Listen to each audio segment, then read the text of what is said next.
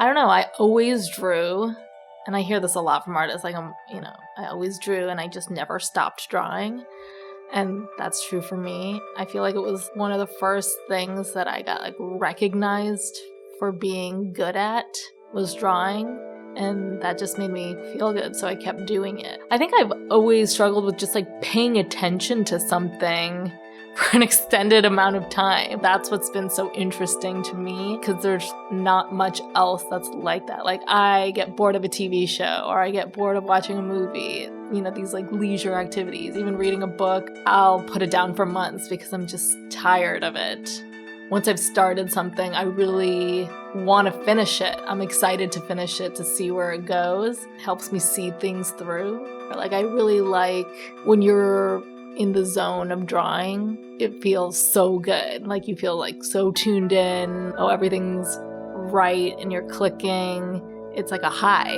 You feel really good about it. The printmaking too, like, I'm not thinking about anything else. I'm not checking my phone. I'm not worried about cleaning up my apartment or doing my laundry, because it's time sensitive. So I have to make sure that everything is organized and I'm working in an efficient way. And I don't get that from any other thing that I do or have done.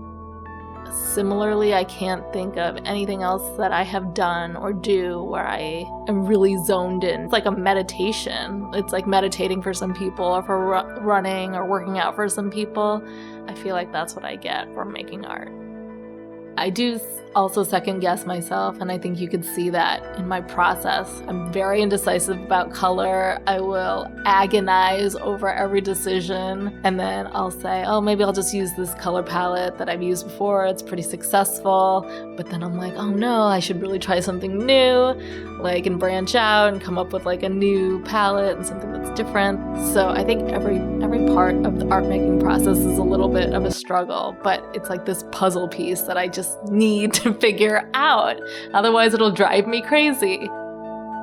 I do struggle with perspective drawing and drawing realistically. I feel like when I learned the foundations of drawing and did figure drawing in my foundation classes in college, I was terrible at figure drawing, and I was terrible at still life drawing, but I think that was just because I didn't care. I wanted to make my own rules, and I wanted to shift the perspective of something or draw a hand in a kind of weird way, because I thought it made the drawing more interesting.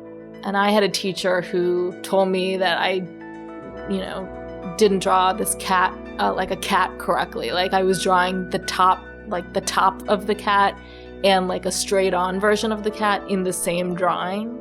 I was showing you two different perspectives of the same animal, and he was telling me you've drawn this cat wrong. Can you see you've drawn two different perspectives? You should go to the zoo and observe cats, or you should look at your own cat and draw the cat. And I was like, I hear you. I understand these words that you're saying, and it all makes sense.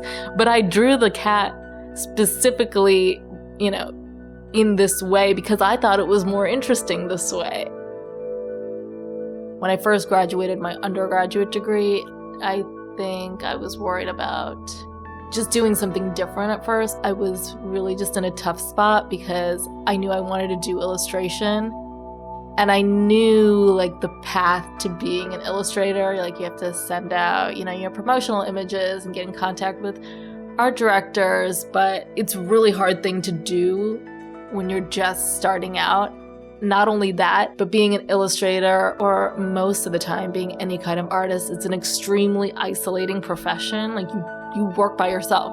It's, you're a one-woman show. You're doing everything. I didn't have my agent at the time. I didn't really have anybody on my side helping me. And I didn't get a lot of work for months, and I was really stressed out about that because I had other friends who had majored in other things, and they were having, they had real jobs, and they had health insurance, and they had steady income and a salary, and I didn't have any of those things. So I knew it was what I wanted to do. I just didn't know how to start making a life for myself doing that thing. So that was extremely difficult. When I got my first job as a freelance illustrator, I think my first job was like this thing in Time Out Chicago, and it was like half a page, and it wasn't like a great amount of money, but I spent 24 solid hours working on this thing because I wanted it to be amazing. It was my first published thing, and I turned it in and they were happy with it. And then things started just coming in like little by little. It started picking up. To get like a cover illustration job or a spread illustration job is an attainable thing. You just have to be good at what you do and like let people know this is what I do and I'm good at it. But yeah, starting out, it's definitely not easy.